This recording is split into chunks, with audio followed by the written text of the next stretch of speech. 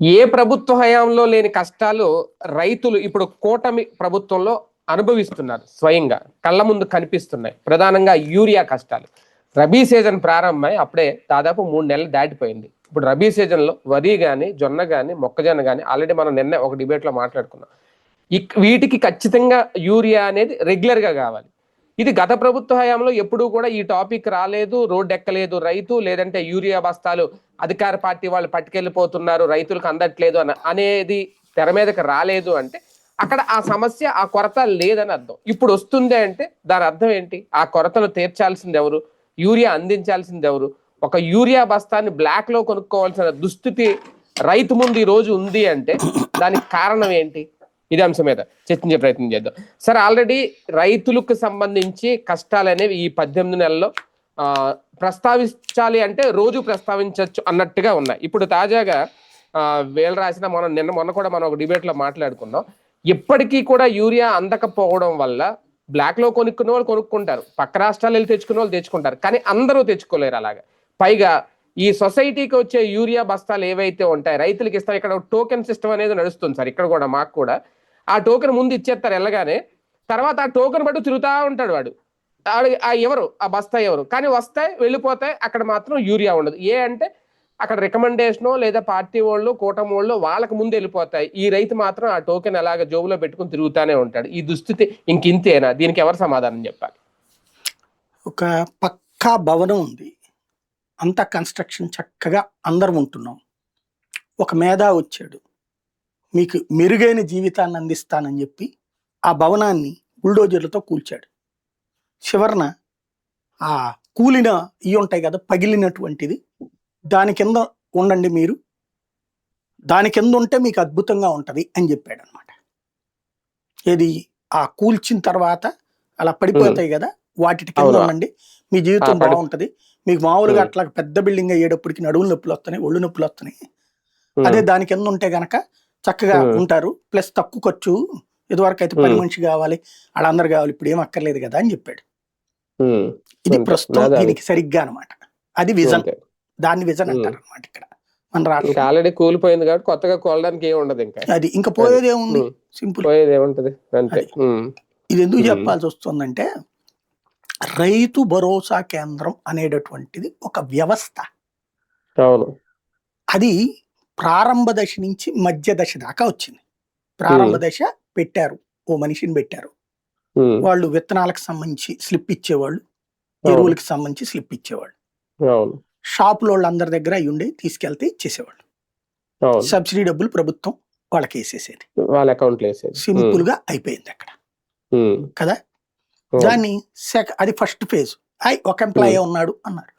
ఒక ఎంప్లాయీ కాకపోతే 1000 మందిని పెట్టక్కర్లేదు కదా అక్కడ, ఊరికి అయిపోయింది. సెకండ్ ఫేజ్ లో ఏం చేశారు, ఎరువులు, విత్తనాలు, ఈ సమస్య పరిష్కారానికి ఇంకొక కొత్త మార్గం ఎంచుకున్నారు. రైతు దగ్గర నుంచి నీకు ఎంత కావాలి, వాలంటీర్ ఇంటికి వస్తాడు. 40-50 మందికే కదా వాలంటీరు. సుబ్బారావు గారికి ఎన్ని ఎకరాలు ఉన్నాయి, రామారావు గారికి ఎన్ని ఎకరాలు ఉన్నాయి, ఇట్లా కనుక్కోవాలి. వాళ్ళకి కావాల్సింది నోట్ చేసుకుంటాడు. వాళ్ళని అడిగి నోట్ చేసుకుంటాడు. ఎందుకంటే కొంతమంది పంట వేయకపోవచ్చు, వేసేటటువంటి వాళ్ళు అడిగి నోట్ చేసుకుంటాడు. అది తీసుకెళ్ళి వాళ్ళ సచివాలయంలో ఇస్తాడు.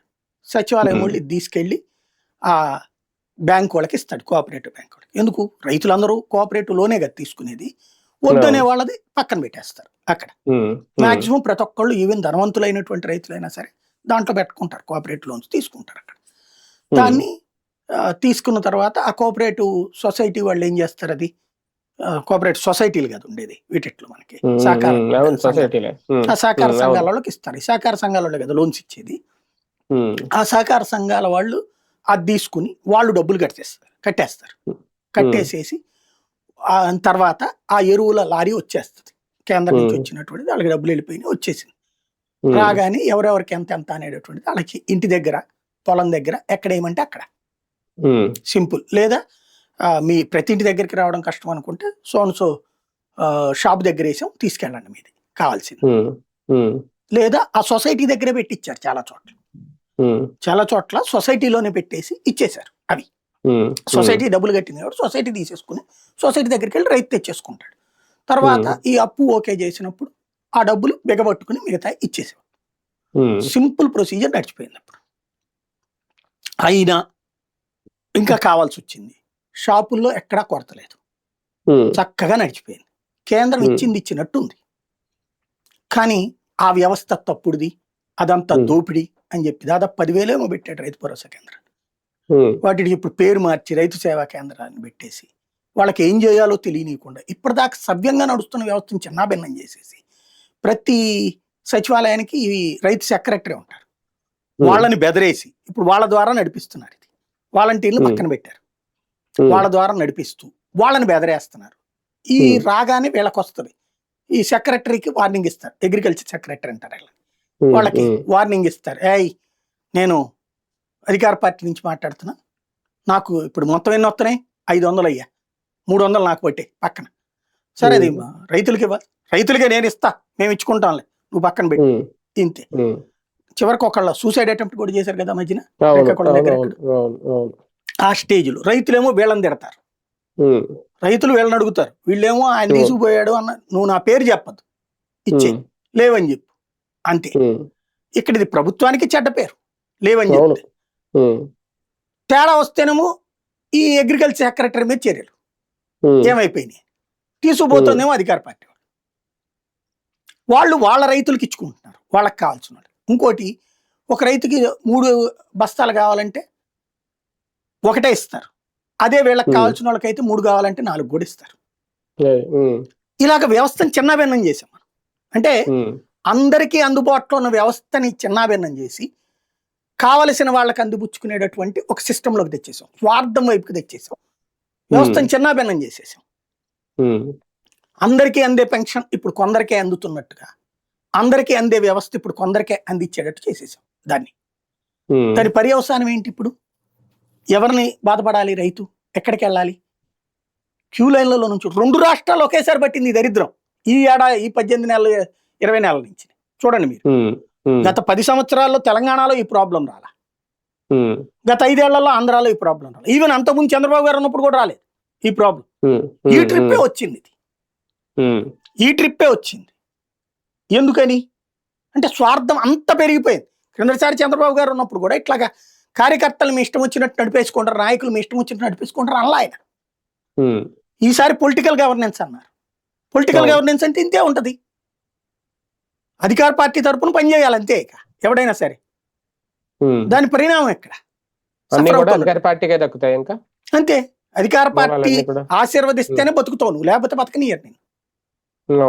అది ఇప్పుడు నడుస్తున్నటువంటి ట్రెండ్. కానీ ఇలాగే ఉంటే పంటల పరిస్థితి ఏంటి, రైతుల పరిస్థితి ఏంటి? రేపొద్దున ఇలా వీళ్ళు బ్లాక్ లో కొనుక్కొని సగం పంట వచ్చి దిగుబడి తగ్గిపోతే, రేపొద్దున ఆ పంట ధరలు పెరిగితే మార్కెట్లో భరించాల్సింది సామాన్యులే, ఆ భారం పడేది మనలాంటి వాళ్ళ మీదే. దానికి ఎవరు బాధ్యులు? ఏముంది, ఇతర రాష్ట్రానికి తెప్పిస్తారు, పోయేది రైతు. వైసీపీ వాళ్ళకి సంబంధించిన నాగిరెడ్డి అంచనా ప్రకారం ఈ ఏడాదిలో 600 కోట్లు నష్టపోయారు రైతులు వివిధ పంటల రూపంలో. దిగుబడి తగ్గడం కావచ్చు, లేకపోతే పంట నష్టం అవడం వల్ల కావచ్చు, ఇప్పుడు మామిడికాయలు పారబోసినటువంటి తరహాలు కావచ్చు. ఇది ఇంత సంక్షోభం ఇంత ఉంది ఎప్పుడూ లేదు. అదే కదా, ఇది అచ్చెన్నాయుడికి అవగాహన లేదు శాఖ మీద, సమీక్షలు చేస్తా ఉంటాడు అంతే. చంద్రబాబు గారు సీరియస్ గా తీసుకోరు, లోకేష్ గారికి సంబంధించిన శాఖ కాదు ఇది. నడిచిపోతుంది అంతే, గుడ్డ దిశలో పడ్డట్టు వెళ్ళిపోతుంది వ్యవసాయ శాఖ. ఇన్ని కోట్ల మంది రైతుల జీవితాలతో అన్నదే అర్థం కావట్లేదు. జగన్ హయాంలో ఎవరు కూడా మాకు గిట్టుబాటు ధర లభించలేదు అని ఏ రైతు రోడ్డు ఎక్కలేదు. అలాగని రైతులు మొత్తం రోడ్డు ఎక్కలేదు నేను అన్నాను. గిట్టుబాటు ధర లభించలేదు, మా పంట మురిగిపోతుందని ఎవరు రోడ్డు ఎక్కలేదు. మామూలుగా టమాటాల ధర పెరగడం, అవి కొనలేనప్పుడు కుళ్ళిపోవడం, ఇవి మనం కూడా వార్తలు చేసాం. అవి అలాగే యూరియాలు అందట్లేదు, యూరియా అందక మాకు పంట ఆగిపోతుంది, పక్క రాష్ట్రాల నుంచి కొనుగోలు చేసుకోవాల్సి వస్తుంది, లేదంటే వైసీపీ కార్యకర్తలు వైసీపీ నాయకులే వచ్చిన బస్తాలు దోచుకెళ్ళిపోతున్నారు అని ఏ రైతు రోడ్డు ఎక్కలేదు. అప్పుడు లేని పరిస్థితి ఇప్పుడు కనిపిస్తుంది. ఎక్కడ లోపం, ఎవరికి అవగాహన కొరవడుతుంది అంటే బేసిక్ గా అప్పుడు జగనట్ట తినివ్వలేదు, తనేం పొలిటికల్ గవర్నెన్స్ చేయలేదు. బేసిక్ ఇక్కడ తినాలనుకుంటే తినచ్చు, ఆర్బీకే ద్వారా బెల్ట్ షాపులే తినచ్చు కదా, అవును. యూరియా కూడా వాళ్ళు కావాలంటే యూరియా బస్తాలు పక్కదారి పట్టించవచ్చు, విత్తనాలు పక్కదారి పట్టించుకోవచ్చు, కానీ అప్పుడు ఆర్బీకేలు ఉన్నాయి, స్వయంగా రైతులకు అందించారు. అదెందుకండి, ఇప్పుడు గవర్నమెంట్ ఆఫీసులో వాళ్ళు ఏది కావాలన్నా సరే అధికార పార్టీ నాయకుడితో చెప్పించుకుని పని చేయించుకుంటే కానీ డబ్బులు అవట్లా. అక్కడ నాయకుడికి ఇవ్వాలా, అది ఉద్యోగికి ఇవ్వాల్సి వస్తుంది డబ్బులు. లేదు కదా, అది సొంత పార్టీ వాళ్ళకి కూడా తప్పట్లేదట ఆ పరిస్థితి కొన్ని చోట్ల. వాళ్ళకి కొంతమంది ఓపెన్ అవుతున్నారు, కొంతమంది బయటపడట్లేదు, అంతే కారణం. అదే నేను అంటోంది. అప్పుడు వాలంటీర్ దగ్గరే మనకు పని అయిపోయింది, ఇంటికి వచ్చింది. మొత్తం వ్యవస్థను చిన్నాభిన్నం చేసేసారు కదా అక్కడ. ఇది అంతే బేసిక్ గా. ఇక్కడ సమస్య ఏంటంటే రైతు సమస్య చాలా సీరియస్. మనకు అన్నం పెట్టి అన్నదాత అన్న సంగతి మర్చిపోతున్నాం. మళ్ళీ రేపు ఉపన్యాసం ఇస్తారు పవన్ కళ్యాణ్ గారు, చంద్రబాబు గారు, లోకేష్ గారు భారీ ఉపన్యాసం ఇస్తారు. అసలు రైతంటే దేవుడు, రైతంటే వెన్నెముక, రైతంటే వెలుగు, ఇవన్నీ చెప్తారు. ఉపన్యాసాలు మాత్రం అద్భుతంగా ఉంటాయి, ఈవెంట్ మేనేజ్మెంట్. బట్ సమస్య ఇప్పుడు ఇదివరకటి రోజుల్లో చంద్రబాబు గారి వే ఆఫ్ ఫంక్షనింగ్ ఎట్లా ఉంటుంది అంటే, ఇట్లా వస్తున్నదంటే వెంటనే పరిష్కారం ఉండేది. ఇప్పుడు పరిష్కారం ఏం చేశారంటే, మొదటి ఇట్లా వచ్చింది బయటికి, పరిష్కారం ఏంటంటే అధికార పార్టీ వాళ్ళు పట్టుకుపోయి పంచండి, ఇదే పరిష్కారం. పరిష్కారం అంటే ఏం చేయాలా? వెరీ సింపుల్ అండి. వచ్చిన ఎరువులు మొత్తం నీ రైతు సేవా కేంద్రంలో పెట్టు. ప్రతి రైతుని రమ్మను, తెలుసు కదా ఎంతమంది రైతులు ఆ ఏరియా వాళ్ళు ఎవరో తెలుసు కదా. ఒక్కొక్కళ్ళకి నీ దగ్గరకు వచ్చినాయి ఎన్ని 1000 వచ్చినాయి. అక్కడ ఉన్న రైతులు 200 మంది, తలక 5. లేదు వాళ్ళకి ఎకరం పొలం లెక్కనేసుకో, ఎకరానికి 2, 1.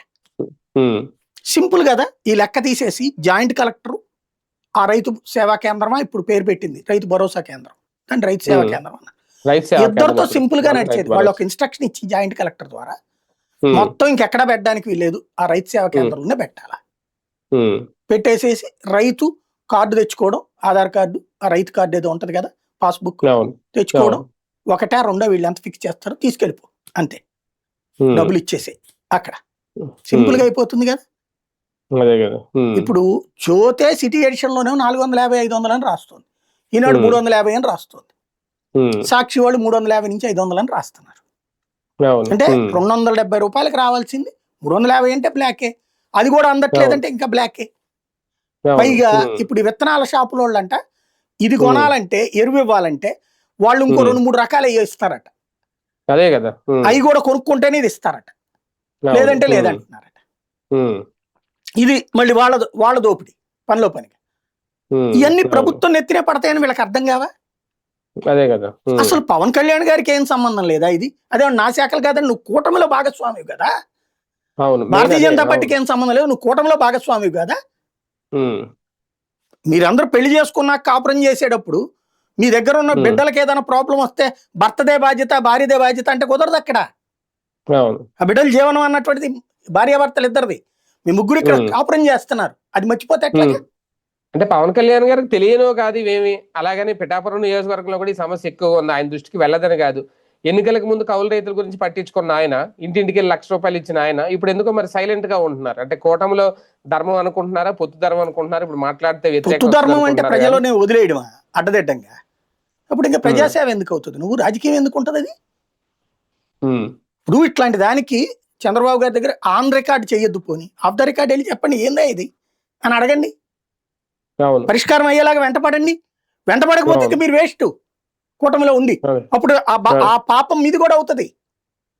అదే కదా, అంటారు కదా తల్లిదండ్రులు చేసిన పాపాలు పిల్లల్ని వెంటాడతాయి అని. ఇప్పుడు ఆ ప్రభుత్వం చేస్తున్న పాపం జనాలను వెంటాడుతుంది, రైతులను వెంటాడుతుంది. అప్పుడు ఆ పాపంలో భాగస్వాములు అవుతారు కదా వీళ్ళు కూడా.